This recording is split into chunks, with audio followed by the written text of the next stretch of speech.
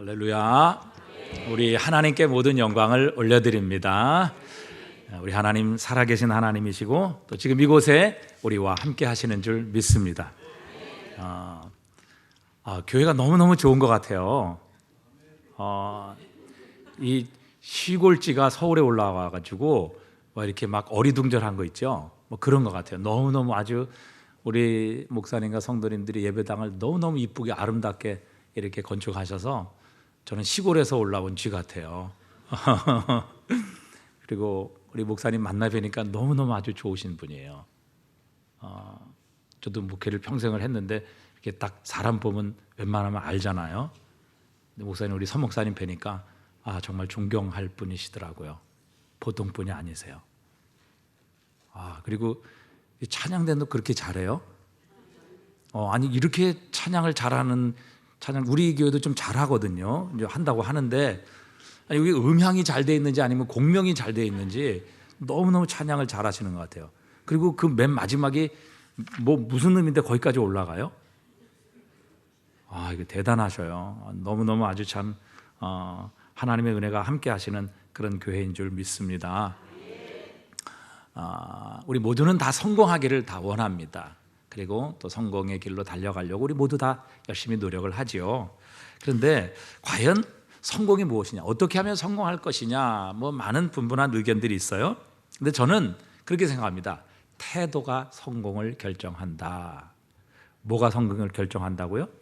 태도가 성공을 결정한다. 많은 사람들은요, 성공을 한 번의 행운이라 이렇게 생각하거나 아니면 타이밍을 잡으면 우리는 성공할 수 있다 이렇게 생각을 하는 것 같아요. 그래서 그 기회를 잡고 또 타이밍을 만들려고 노력을 합니다. 그러나 사실 성공은 타이밍이 아니라 태도라고 생각을 합니다. 그래서 태도가 좋은 사람은 한두 번 실패할 수 있습니다. 그러나 언젠가는 반드시 성공하는 삶을 살게 되어 있습니다. 삼성전자를 오늘 세계의 기업으로 성장시킨 사람 가운데 하나는 권오현이라는 삼성전자 전 사장이 있습니다. 그분이 초격차라는 책을 지었는데 거기에 보면 지도자에게는 아주 중요한 외적인 4가지의 자격이 있다 그랬어요. 그래서 첫 번째가 통찰력, 그 다음에 두 번째 결단력, 세 번째는 실행력, 네 번째는 지속력 이렇게 얘기를 했습니다. 통찰력, 그러니까 지도자는 미래를 내다볼 수 있어야 된다는 것이죠. 그런 통찰이 없이는 다른 사람과 똑같기 때문에 지도자가 될 수 없다는 거예요. 그래서 두 번째는 결단력이에요. 그러니까 무엇을 결정하고 선택하는 것이 지도자가 해야 될 일입니다. 그러니까 사실 힘들고 어려운 것이죠. 그러나 결단하지 않으면 아무 일도 일어나지 않아요. 그다음에 세 번째는 뭐냐면 실행력이에요. 결단만 하면 뭐 하겠습니까? 그 일을 실천해야죠. 앞으로 나가도록 그렇게 실행을 해야죠. 그래야 무엇인가 결과가 나타나지 않겠습니까? 마지막 네 번째가 무엇인가 하면 지속력이에요. 그런데 이 4가지의 외적인 지도력 중에 가장 중요한 것이 지속력이라 이렇게 표현을 했습니다. 그러니까 리더는 한 번은 성공할 수 있다는 것입니다. 환경이 좋아서 또는 뭐 변수가 있어서, 예를 들어서 여러분 환율이 막 올라가게 되면 갑작스럽게 뭐 우리 IMF 때에 환율이 뭐 우리가 달러가 한 3,000원까지도 올라갔단 말이죠. 그럴 때는 수출을 하는 기업은 굉장히 아주 큰 성공을 하지요. 왜? 평소보다 한 3배나 더 달러가 높았기 때문에. 그런데 여러분 그 달러가 제자리로 돌아온다면 그 기업이 계속 성공할 수 있겠느냐 하는 것입니다. 그래서 환경이 좋아서 또 어떤 변수가 받쳐주어서 성공하는 리더는 진정한 리더가 아니다 그렇게 얘기를 했어요. 그래서 정말 훌륭한 리더는 어떤 리더인가 하면 바로 지속력을 가지고 있는 리더다. 힘들 때도 여전히 그 일들을 감당하고 잘 나갈 때도 여전히 움직이지 않는 이 성공을 지속시키는 리더야말로 진정한 리더다 그렇게 표현을 했습니다. 그런데 성공을 지속시키는 바로 그 능력이 행운이 아니라 태도라는 것입니다. 우리는 이 다윗의 성공을 이 골리앗과의 전투에서 승리한 것에 찾는 경우들이 참 많습니다. 그러나 사실 다윗과 골리앗의 싸움은 하나님께서 주시는 승리의 과정의 한 부분일 뿐입니다. 사울이 다윗이 너무 어리고 또 훈련된 군인도 아니기 때문에 골리앗과의 싸움을 말리죠. 그때 다윗이 사울을 이렇게 설득을 합니다. 사무엘상 17장 34절에 보니까 이렇게 나와요. 우리 한번 다 같이 읽어볼까요? 다윗이 사울에게 말하되 주의 종이 아버지의 양을 지킬 때에 사자나 34절. 네. 이게 제 성경하고 여기 성경하고 좀 틀리네, 그렇죠? 저는 시골에서 왔기 때문에 옛날 성경. 저 성경 가지고 한번 읽어보죠. 자, 읽어보겠습니다. 다윗이 사울에게 말하되 그로 말미암아 사람이 낙담하지 말 것이라 주의 종이 가서 저 블레셋 사람과 싸우리다 하니. 35절입니다. 내가 따라가서 그것을 치고 그 입에서 새끼를 건져내었고 그것이 일어나 나를 해하고자 하면 내가 그 수염을 잡고 그것을 쳐 죽였나이다. 36절입니다. 주의 종이 사자와 곰도 쳤은즉 살아계시는 하나님의 군대를 모욕한 이 할례 받지 않은 블레셋 사람이리까 그가 그 짐승의 하나와 같이 되리이다. 아멘. 다윗이 자신의 아버지의 양떼를 지킬 때 어떻게 지켰는가를 설명하지요. 아버지의 양떼를 칠 때 사자나 곰이 오면 그 아버지의 양떼를 지키다가 사실 죽을 수도 있었습니다. 그런데 이게 누구 양떼입니까? 누구 양떼예요? 누구 양떼를 지켰어요? 아버지의 양떼를 지켰죠. 자, 다윗은 성경에 기록하면 성경에 보면 8번째 아들이에요.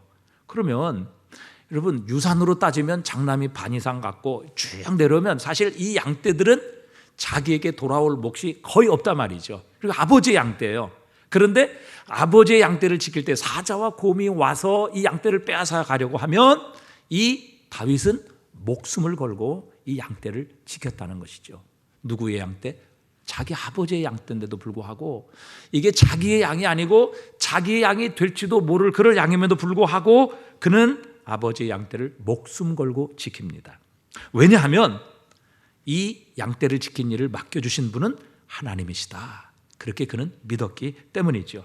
그래서 하나님께서 맡겨주신 그 일에 목숨을 걸고 충성을 했던 것입니다. 그런 다윗의 태도를 하나님께서 보셨죠. 그래서 이런 내가 맡겨준 일에 목숨 걸고 충성하는 이 다윗에게 내 양떼를 맡겨도 되겠구나. 그렇게 생각하셔서 결국 하나님께서는 하나님의 양떼인 이스라엘을 다윗에게 맡겨주시게 되었습니다. 여러분, 성경에는 우리 자신을 그릇으로 묘사하는 구절들이 참 많습니다. 오늘 읽은 디모데후서 2장 20절에도 그렇고요. 또 고린도서 4장 7절에도 보면 우리가 이 보배를 질그릇에 가졌으니 그랬습니다. 질그릇, 우리를 그릇이라 이렇게 표현합니다.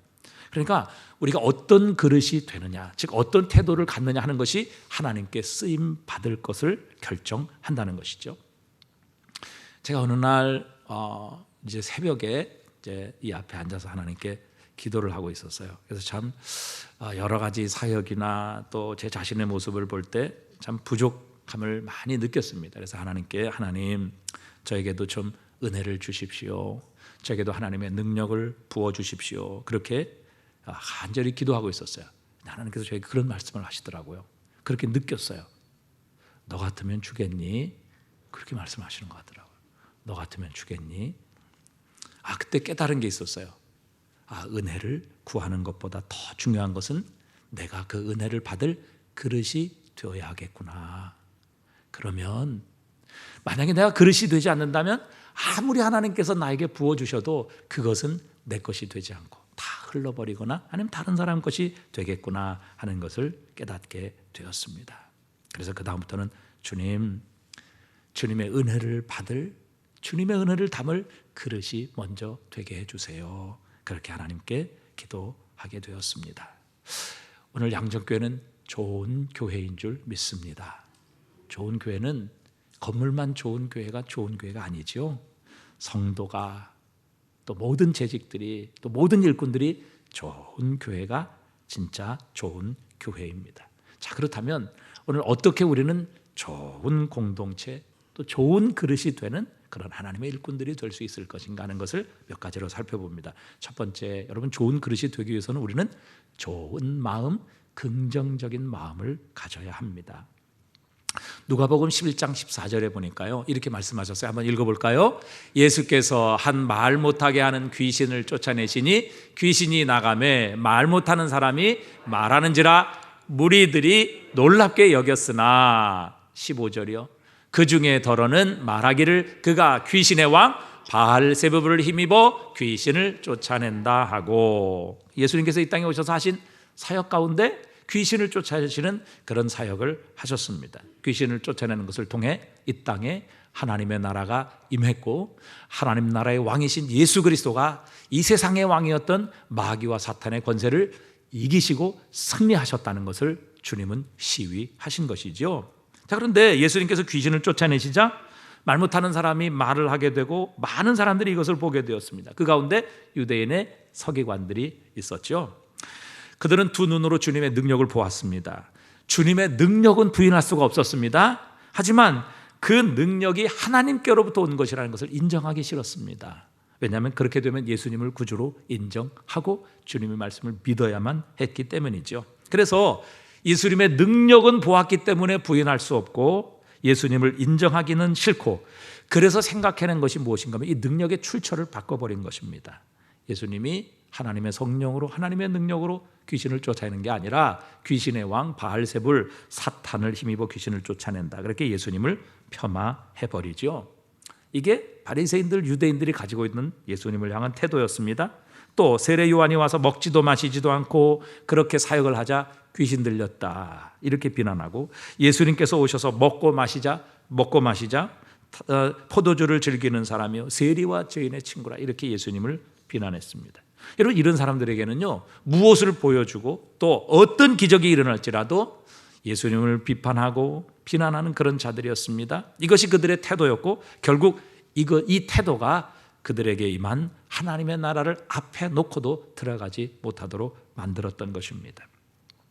여리고의 기생 라합은 창녀였죠. 그래서 직업상 남자를 숨겨주는 일에 선수입니다. 왜냐하면 남자들이 기생의 집을 찾아오게 되면 부인들이 찾아오겠죠. 그러면 그 남편을 숨겨주는 이 일이 기생 라합이 하는 일이었기 때문에 그렇습니다. 근데 어느 날 그렇게 숨겨주는 재주를 가지고 이스라엘의 정탐꾼들을 숨겨주었다가 결국 라합은 모두가 죽임을 당하는 가운데 하나님의 구원을 받게 되었습니다. 히브리서 11장 31절에 보니까 믿음으로 기생 라합은 정탐꾼을 평안히 영접하였으므로 순종하지 아니한 자와 함께 멸망하지 아니하였도다. 그녀는 평생 사실 죄 짓는 일을 하고 살았습니다. 그러나 한번 하나님을 믿음으로 순종했을 때, 그래서 정탐꾼들을 숨겨주었을 때 주님께서는 그 한 가지 일 때문에 이 여인과 함께 그의 모든 가족을 구원해 주셨습니다. 그리고 그녀의 믿음도 칭찬해 주셨죠. 예수님은 결코 우리를 보실 때 부정적으로 보시지 않습니다. 우리의 부족하고 잘못된 점만을 보시지 않는다는 사실입니다. 우리의 연약한 모습 보고 우리의 죄를 보고 우리를 비판하시고 배척하지 않으십니다. 예수님이 이 땅에 오실 때 심판하러 오시지 않으셨다 그렇게 말씀하십니다.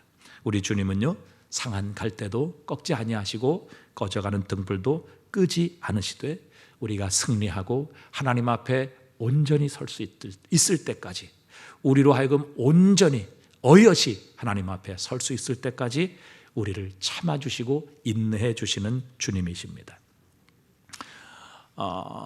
제가 그 수영록 교회에 우리 정필도 목사님을 몇 년 모시고 있었는데, 수영록 교회 정필도 목사님이 늘 부흥의 이제 비결을 말씀하시면서 또 이제 부교육자들이나 또 이제 다른 교회 세미나를 가시면 늘 그 말씀을 하세요. 수영록 교회가 부흥하게 된 건 절대 우연이 아니라는 겁니다. 수영록 교회가 문제가 없는 교회가 아니라는 것입니다. 여러분, 모든 교회는 문제가 있습니다. 왜요? 사람들이 문제가 있는데, 문제 없는 사람들이 없는데 그 문제 있는 사람들이 모인 교회에 문제가 없을 수 있다는 것은 불가능한 일이죠. 그런데 이 수영록 교회 교인들이 교회에 이제 문제가 있을 때마다 목사님이 그렇게 늘 당부를 했습니다. 문제가 있으면, 또 문제가 일어나면 절대 그것을 입 밖으로 내지 마십시다. 그리고 우리 그 문제를 안고 하나님 앞에 엎드려 기도하십시다.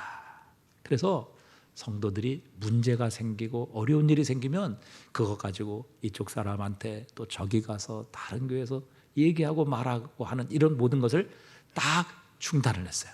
입을 딱 닫았습니다. 그리고 문제가 생기고 문제를 발견하고 알게 되면 그 문제를 가지고 하나님 앞에 엎드려 기도하기 시작했습니다. 그랬더니 교회에 문제가 있음에도 불구하고 그 문제가 어느 사람에게도 나가지 않는 거예요.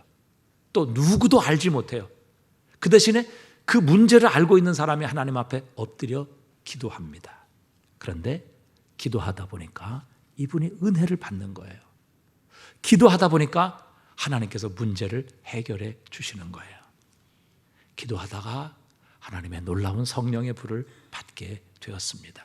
그러니까 여러분, 교회 문제 있고 어려운 이런 문제가 없는 교회가 세상에 어디 있어요. 그런데 아무 말 하지 않고 그 문제를 발견했을 때, 문제를 알았을 때, 문제를 들었을 때 그 문제를 가지고 하나님 앞에 엎드려 기도하기 시작했어요.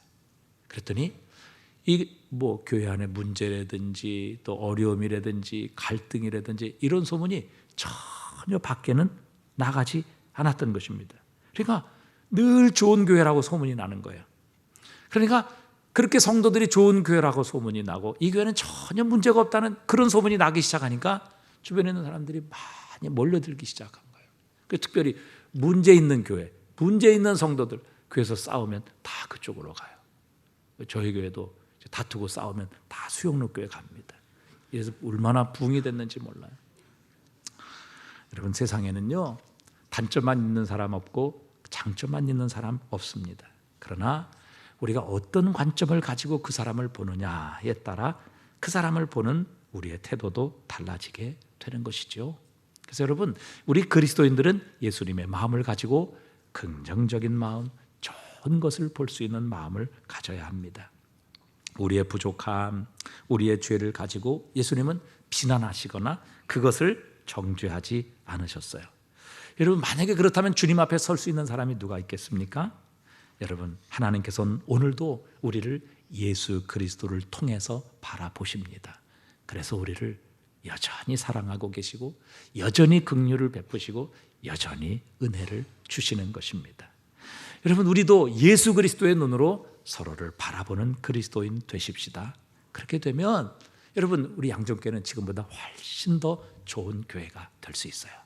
절대 다른 사람에 대해서 비난하고 비판하고 문제를 들춰내고 그것을 이 사람 저 사람에게 얘기하는 이런 태도가 우리에게서 사라지게 되면 여러분, 우리 교회가 정말 좋은 교회가 되는 것입니다.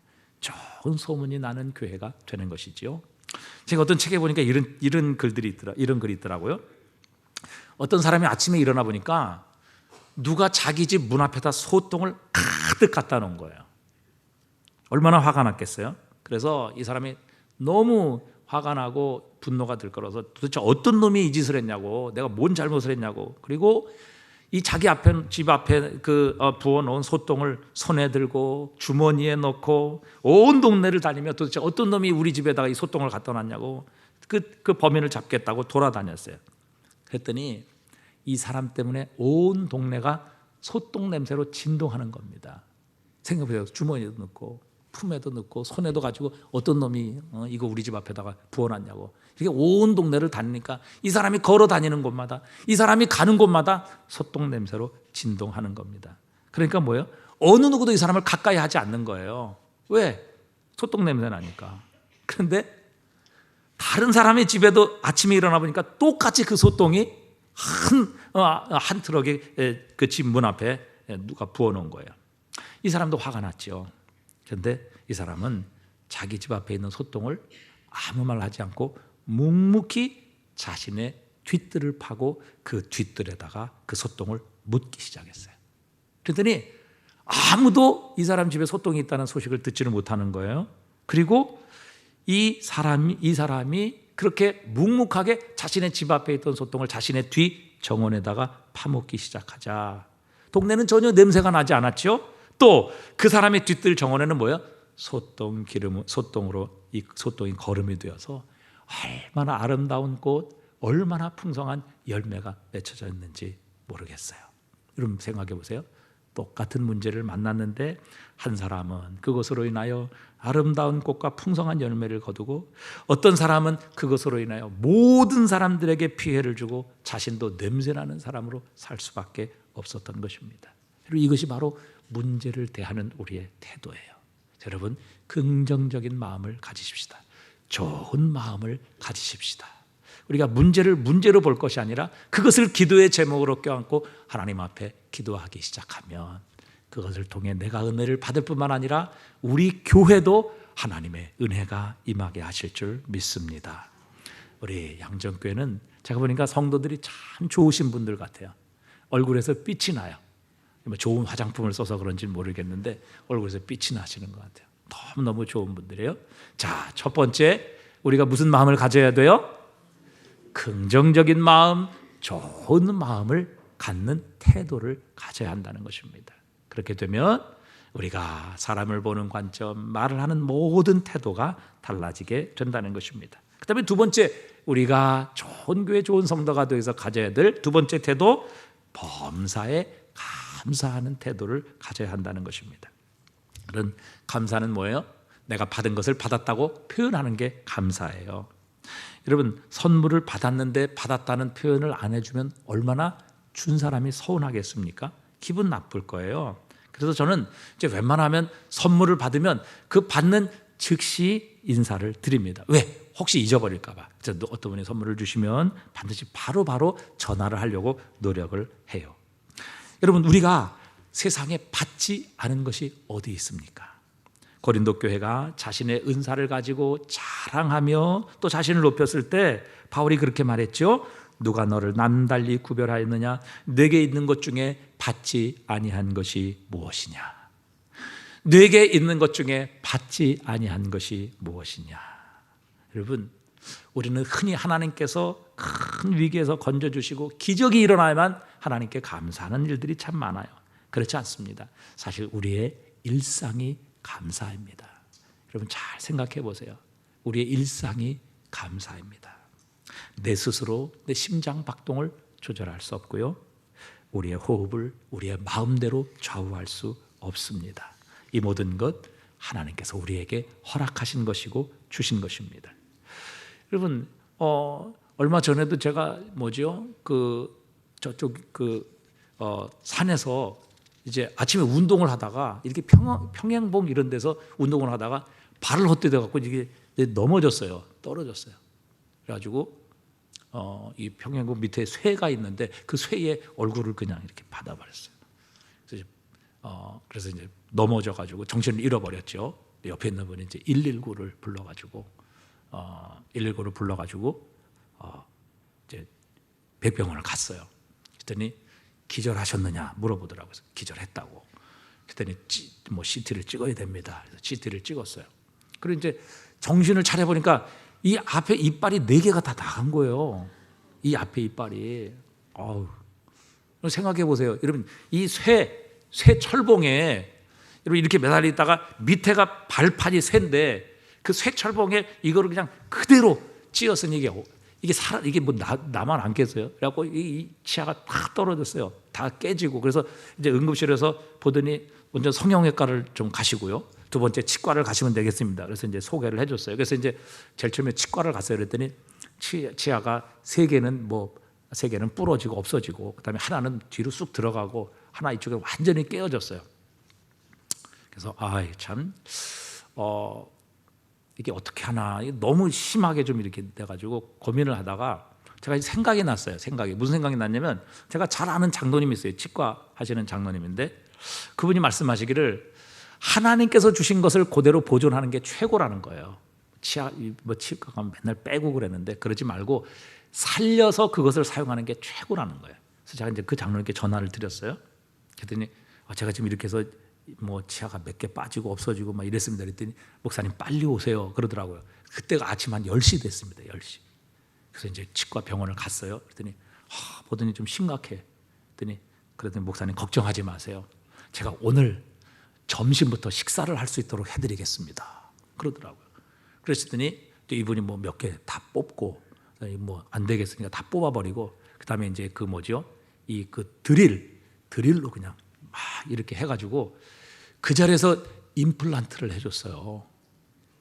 그리고 2개는 이렇게 교정하고 하나는 이렇게, 또 요즘은 이렇게 이렇게 깨진 거는요, 이게 무슨 레이진인가 이런 걸로 해가지고 짜가지고 이렇게 해가지고요, 이렇게 또 갈면은 거기 또 옛날 모습 그대로 이렇게 나오는 거예요. 여러분, 제가 이빨 없는 거 안 보이시죠? 네, 그래서 그날 제가 점심부터 밥을 먹었어요. 여러분, 이 치아가 이렇게 4개, 5개 다 부러졌는데, 근데 여러분 돈이 얼마나 들어갔겠어요? 네? 무료로 해줬다고요. 다 무료로 해줬어요. 여러분, 근데 너무 고맙더라고요. 근데 여러분 생각해 보세요. 이거 치 한 5개 다 부러지고 빠지고 그다음에 뭐 꽂고 이러고 그다음에 뭐 저녁부터 밥 먹게 해주고 얼마나 고마워요. 근데 그게 더 감사한 겁니까? 사고 안 일어난 게 감사한 거예요. 어떤 게 더 감사해요? 사고 안 일어난 게 감사해요. 여러분 아무 문제 없는 거, 여러분 치아 그냥 그대로 있는 거 너무 감사한 겁니다. 예. 여러분 가서 넘어지셔가지고 우리 권사님 그 언니는요 지난주에 그 추위에 가시다가 넘어져가지고 머리가 깨지셔가지고요 그 저녁에 돌아가셨어요. 뇌출혈 때문에. 그러니까 여러분 여기 그냥 앉아 계신 거예요. 감사한 거예요. 예? 여러분 뭐 자동차가 왔는데 뭐 그 앞에서 뭐 갑자기 차가 뭐 다른 차가 받아서 섰다. 나는 하나도 안 다쳤다. 이게 문제가 아니고 여러분 아무 일 없는 것 이것이 정말 하나님의 은혜이고 우리의 감사의 조건입니다. 야고보서 4장 14절에 이렇게 말씀하세요. 내일 일을 너희가 알지 못하는도다. 너희 생명이 무엇이냐? 너희는 잠깐 보이다가 없어지는 안개니라. 너희가 도리어 말하기를 주의 뜻이면 우리가 살기도 하고 이것이나 저것을 하리라 할 것이거늘 그랬어요. 여러분 하나님께서는요 오늘도 우리에게 좋은 것을 주시려고 준비하고 계십니다. 그래서 누구에게 이것을 주실 것인가 이렇게 찾고 계세요. 그런데 하나님께서는 감사하는 자에게 이것을 더해 주신다 말씀하셨어요. 자, 10명의 나병 환자 우리 주님께 고쳐주시기를 간구했죠. 그래서 주님께서 다 고쳐주셨어요. 그런데 그 중에서 딱 한 사람 누구? 사마리아 사람만 예수님을 찾아와서 예수님께 감사를 표했다고요. 그랬더니 누가복음 17장 10절에서 예수님께 이렇게 말씀하세요. 10사람이 다 깨끗함 받지 아니하였느냐? 그 9은 어디 있느냐? 이 이방인 외에 하나님께 영광을 돌리러 온 자가 없느니라 하시고 그에게 이르시되 일어나 가라 내 믿음이 너를 구원하였느니라. 그러니까 감사했더니 육체적인 구원뿐만 아니라 진정한 구원인 영혼의 구원, 영원한 구원을 얻게 하시는 더 큰 은혜와 축복을 받게 하셨다고요. 그래서 하나님 감사하면 더 주세요. 여러분 주님께서 그 열왕기 한가에 보면 그런 말씀하세요.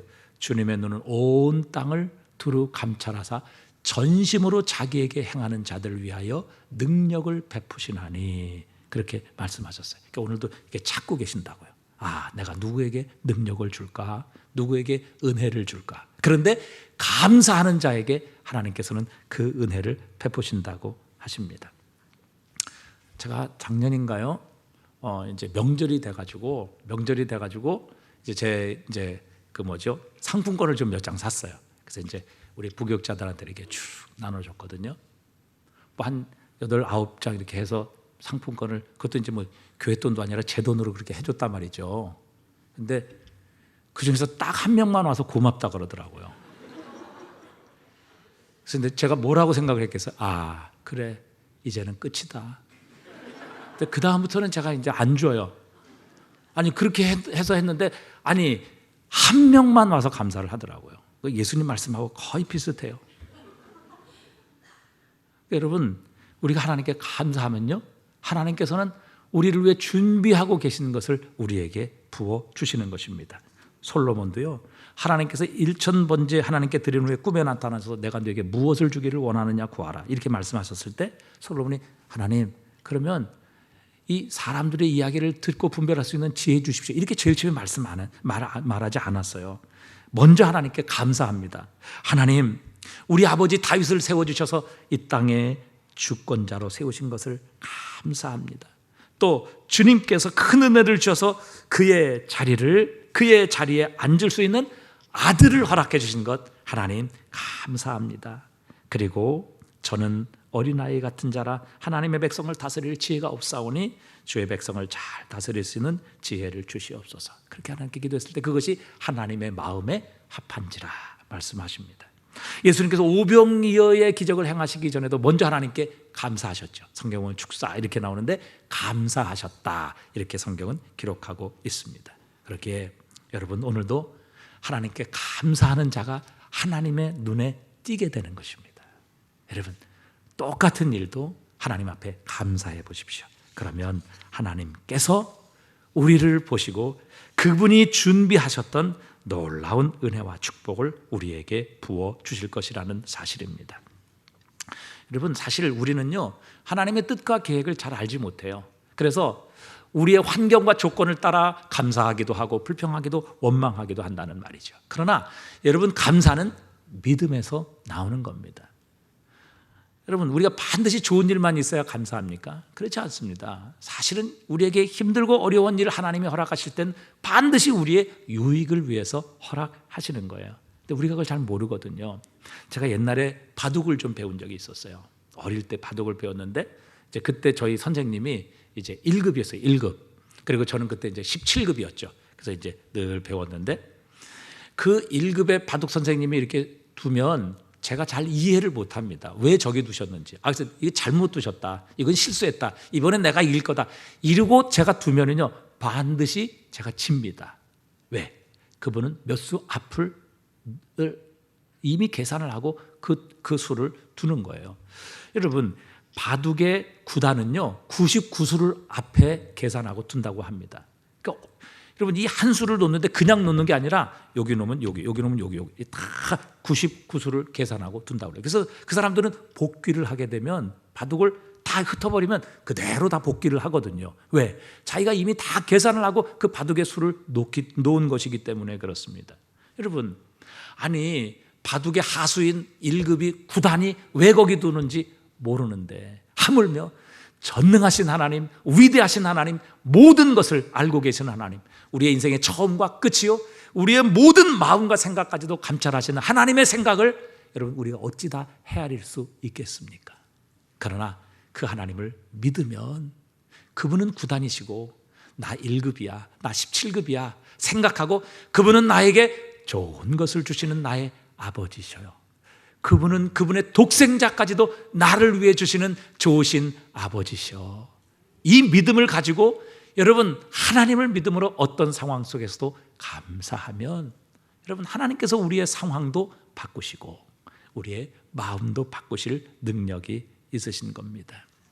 여러분, 하나님의 생각은 우리의 생각보다 하늘이 땅보다 높은 같이, 여러분 하늘이 땅보다 높다는 것은 무한이에요. 무한. 여러분, 하나님의 생각은 무한하십니다.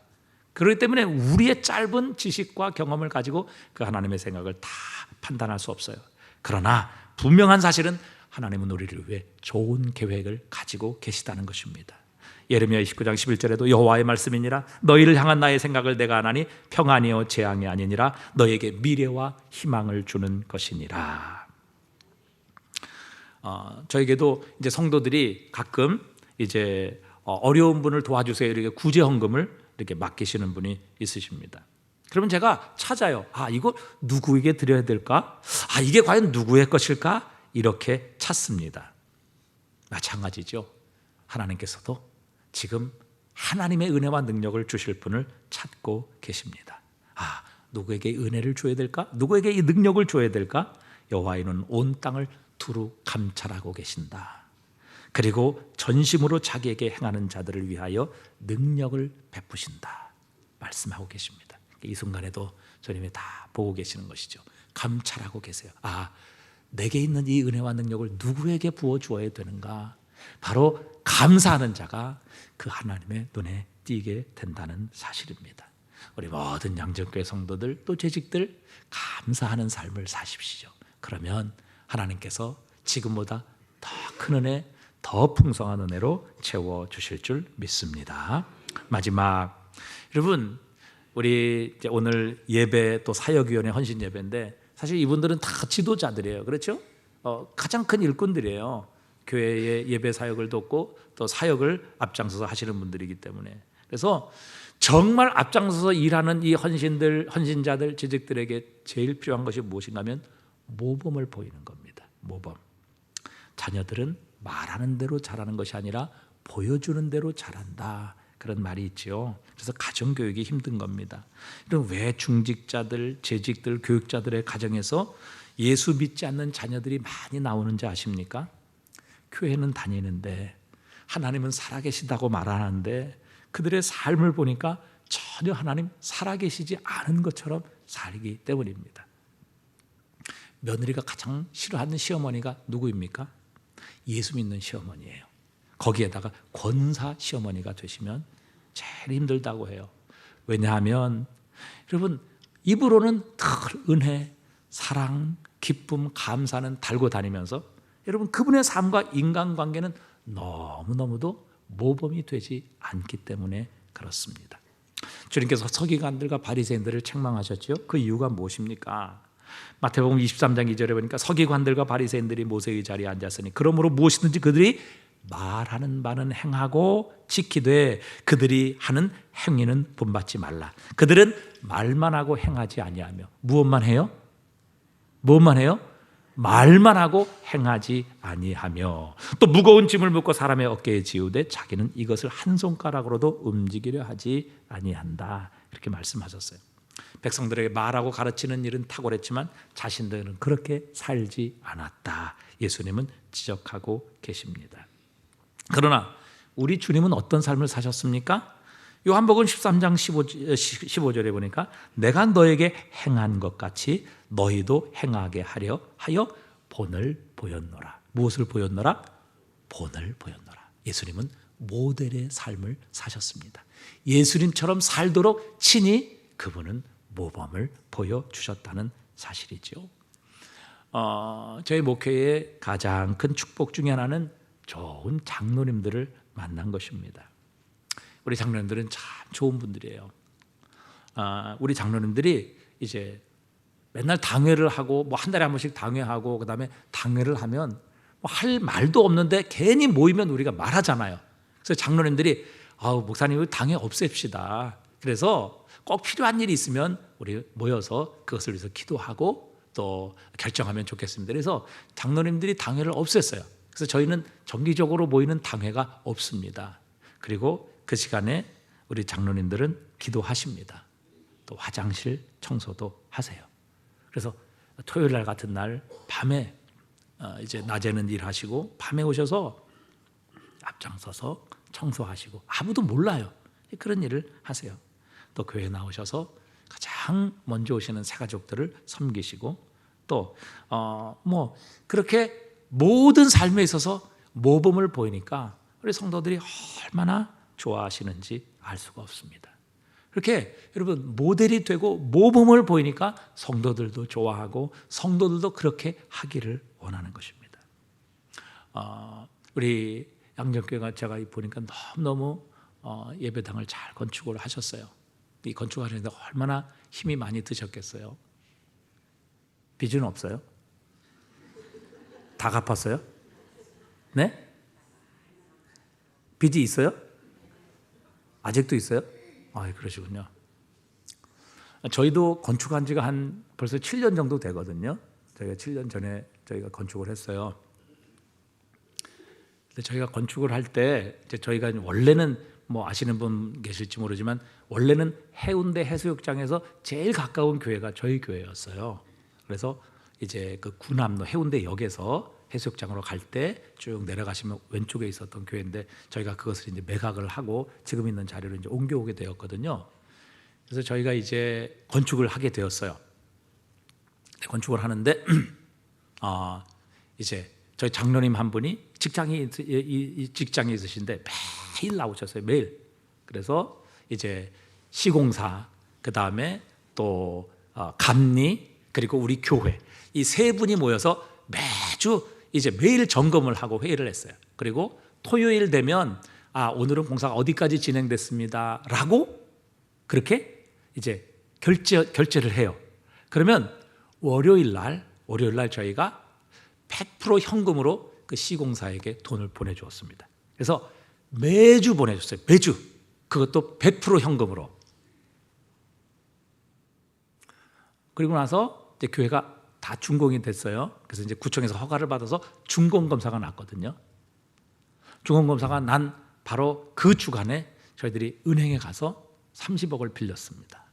그래서 그 30억을 빌려서 현찰로 30억을 그날 드렸어요. 그랬더니 이 시공하시는 회사 뭐 여러분 제가 말씀드리면 다 아는 그런 회사인데 시공회사에서 그 현장 감독하고 사장님하고 놀라시더라고요. 자기가 평생 건축을 했는데 이렇게 일주일마다 100% 현금으로 그리고 준공 나자마자 100% 현금으로 지불하는 공사는 자기가 평생 처음입니다. 그래가지고 이분이 감동을 받으셨어요. 그래서 우리가 입당 예배 드리는데 이분이 1,000만 원 가지고 와서 헌금을 했어요. 시공회사에서. 저희가 왜 그렇게 했냐면 모범을 보이기 위해서 그렇게 했어요. 저희도 한 7년 전에 한 그 건축비가 한 150억 정도 들어갔거든요. 그래서 이제 꽤 이제 저희가 뭐 돈이 있습니까? 뭐 있습니까? 그래서 이제 그렇게 해서 했는데 이 시공회사는 예수를 믿지 않는 사람들이에요. 그 현장 근로자들도 다 예수를 믿지 않는 분이에요. 그리고 소장도 예수를 믿지 않는 사람이에요. 그런데 우리는 예수를 믿는 사람이잖아요. 그래서 저희들이 장로님들과 말씀을 드렸습니다. 우리가 모범을 보이도록 하자. 이 사실 공사 현장이 얼마나 힘들고 어려운지 알잖아요. 다 뭐 3개월, 6개월 어음 주고 또 제대로 뭐 돈 주지 못하고. 그런데 저희들은 어쨌든 빚을 내서라도 그렇게 정확하게 현금으로 결제하도록 하자. 이래서 저희가 준공 날 때 딱 밀린 돈, 준공 날 때 마지막 남은 잔금 30억 저희가 대출을 해서 드렸어요. 그분들이 너무 감동을 하시고 고마워하셨어요. 그러면서 정말 예수 믿는 사람들이 다르다, 교회 공사가 다르다, 이런 것들을 그분들이 체험하고 감동하셔서 그 헌금도 자기들이 1,000만 원 하셨어요. 그래서 그 30억 하나님께서 주셨을까요? 안 주셨을까요? 네. 네, 하나님께서 또 이제 이거 간증하려면 또 1시간이 있어야 됩니다. 놀라운 방법으로 하나님께서 또 해결해 주셨어요. 그리고 그것도 풍성하게 남도록 하나님께서 해결해 주셨어요. 놀랍죠? 여러분, 하나님은 무엇이든지 하실 수 있어요. 그러니까 우리가 그분 기쁘시게 하고 그분 원하시는 삶을 순종하게 되면 하나님은 하시지 못할 일이 없으신 거예요. 그래서 여러분, 우리가 정말 모범을 보이며 사십시다. 그리스도 예수의 마음을 가지고 주님께서 내가 너에게 이렇게 행하게 하기 위하여 모범을 보였노니 라고 말씀하신 것처럼 우리도 예수님의 마음으로, 예수님의 삶으로 살아낼 때에 우리 주님께서 주님의 이름을 위하여서라도 우리를 축복해 주실 줄 믿습니다. 그렇게 될 때 우리가 긍정적인 태도, 감사하는 태도, 그리고 모범을 보이는 이 태도를 가지고 우리가 우리 주님과 주님의 몸인 우리 양정교회를 섬겨갈 때에 하나님 역사하시면 작은 자가 천을 이루게도 하십니다. 하나님 하시면 돌들로도 소리치게 만드시리라, 그렇게 약속하셨어요. 이런 놀라운 하나님의 은혜와 능력을 경험하실 수 있는 우리 좋은 교회, 좋은 성도 양정교회 되실 수 있기를 주님의 이름으로 축복합니다. 하나님 참 감사합니다. 오늘 하나님 사랑하시는 이렇게 좋은 교회, 아름다운 교회에서 귀한 하나님의 말씀 나누게 하신 것 참 감사합니다. 하나님, 우리 양정교회는 모든 성도들, 재직들, 하나님 중직자들 긍정적인 태도 갖게 하여 주시옵소서.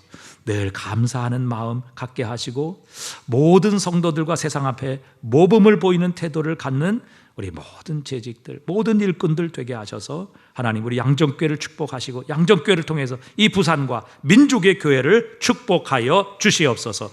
하나님의 축복의 통로가 되는 우리 양정교회 되게 은혜를 베풀어 주시옵소서. 우리 주 예수 그리스도의 이름으로 기도드렸습니다. 아멘.